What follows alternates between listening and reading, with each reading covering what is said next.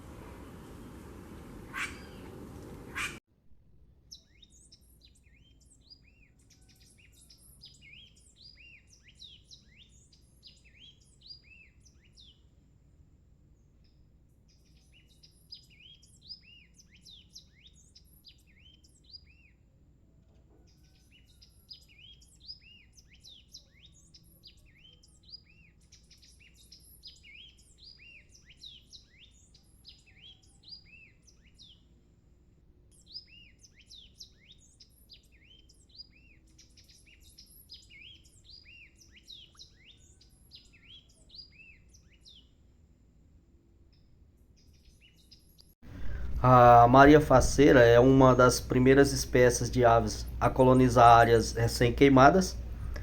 Aparentemente, a sua distribuição vem aumentando em função do desmatamento. É uma ave que mede entre 53 a 64 centímetros de comprimento e pesa entre 521 a 546 gramas de peso.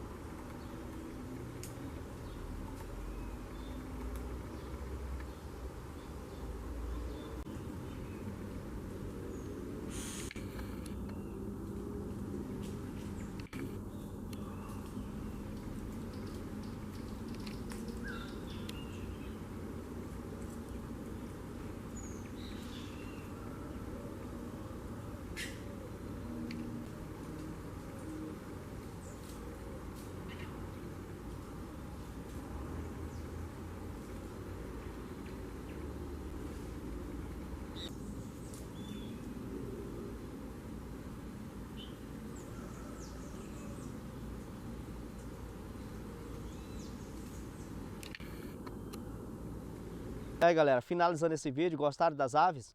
Deixa no comentário qual a ave que você mais gostou. Desde já se inscreva no canal, compartilhe, acione o sininho das notificações. É isso aí, até o próximo vídeo, meu povo.